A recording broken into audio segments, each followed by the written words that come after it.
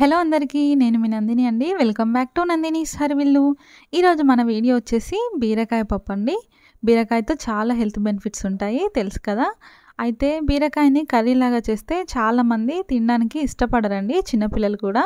ఒక్కసారి ఇలా బీరకాయ పప్పు ట్రై చేసి చూడండి. చిన్నపిల్లల దగ్గర నుంచి పెద్దవాళ్ళ వరకు ఎంతో ఇష్టంగా తింటారు.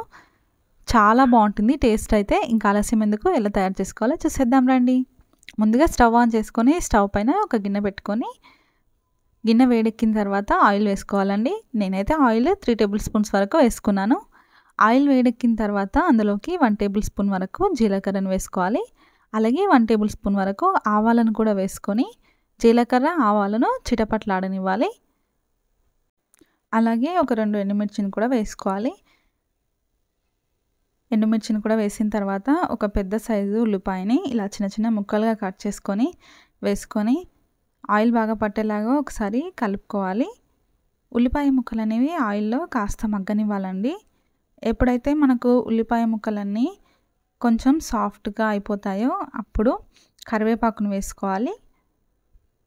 కరివేపాకును కూడా వేసుకున్న తర్వాత ఒకసారి కలిపేసుకోవాలి. ఇప్పుడు ఉల్లిపాయ ముక్కలు కరివేపాకు మంచిగా మగ్గిన తర్వాత ముందుగానే మనం చెక్కు తీసి పెట్టుకున్న బీరకాయల్ని ఇలా చిన్నగా ముక్కలుగా కట్ చేసుకొని వేసుకోవాలి.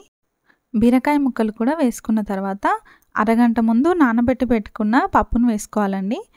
ఇక్కడ నేను ఎర్రపప్పు తీసుకుంటున్నాను. ఈ ప్లేస్లో మీరు పెసరపప్పు కూడా తీసుకోవచ్చు. పప్పు అనేది అరగంట ముందు నానబెట్టుకొని మాత్రమే తీసుకోవాలి. అప్పటికప్పుడు వేసుకుంటే పప్పు సరిగా ఉడకకపోవచ్చండి. మంచిగా బీరకాయ ముక్కలు పప్పు కలిసేలాగా ఒకసారి బాగా కలుపుకొని ఉడకనివ్వాలి. బీరకాయలు అనేవి కాస్త సాఫ్ట్గా అయిన తర్వాత ఒక 2 టొమాటోస్ని, మీడియం సైజ్ టొమాటోస్ని ఇలా కట్ చేసుకొని వేసుకోవాలండి. టమాటా ముక్కలు కూడా వేసుకున్న తర్వాత బాగా కలుపుకొని 1/2 టేబుల్ స్పూన్ వరకు పసుపును వేసుకోవాలండి.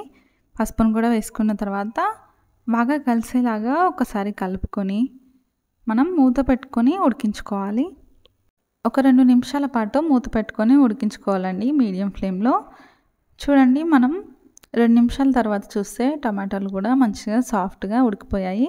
ఈ స్టేజ్లో 1 టేబుల్ స్పూన్ వరకు అల్లం వెల్లుల్లి పేస్ట్ని వేయాలి. అల్లం వెల్లుల్లి పేస్ట్ వేసి పచ్చివాసన పోయేంత వరకు ఒకసారి బాగా కలుపుకోవాలండి. ఇప్పుడు నేను పచ్చిమిర్చిని మిక్సీ పట్టుకొని ఈ కారాన్ని వేసుకుంటున్నాను. కావాలనుకునే వాళ్ళు ఎర్రకారం కూడా వేసుకోవచ్చండి.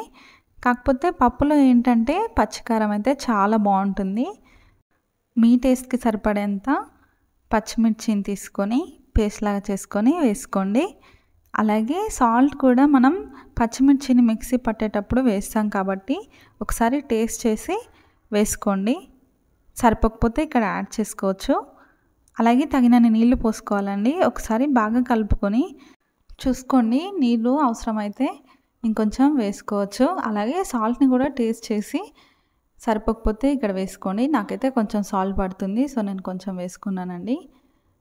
ఒకసారి సాల్ట్ కూడా కలిసేలాగా బాగా కలుపుకొని మూత పెట్టుకొని 2 నుంచి 3 నిమిషాల పాటు ఉడికించుకోవాలండి. మనకు 2 నుంచి 3 నిమిషాల్లోనే మంచిగా కారం కూడా పచ్చివాసన పోయి ఉడికిపోతుందండి. మధ్యలో ఒకసారి మూత తీసి కలిపి చూడండి.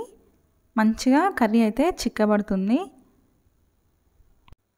మూత పెట్టుకొని 1 నిమిషం పాటు ఉడికించుకోవాలండి. మనకు 1 నిమిషం తర్వాత పప్పు బీరకాయ కర్రీ అయితే రెడీ అయిపోయింది. బీరకాయ ఫ్లేవర్తో పప్పుతో టేస్ట్ అయితే చాలా బాగుంటుంది. మీరు కూడా తప్పకుండా ట్రై చేసి చూడండి. ఈ కర్రీ మనకు వైట్ రైస్లోకైనా అలాగే చపాతీల్లోకైనా చాలా బాగుంటుంది. చిన్నపిల్లలు కూడా ఎంతో ఇష్టంగా తింటారు. వీడియో నచ్చితే లైక్ చేయండి. అలాగే మన ఛానల్ని సబ్స్క్రైబ్ చేసుకోండి.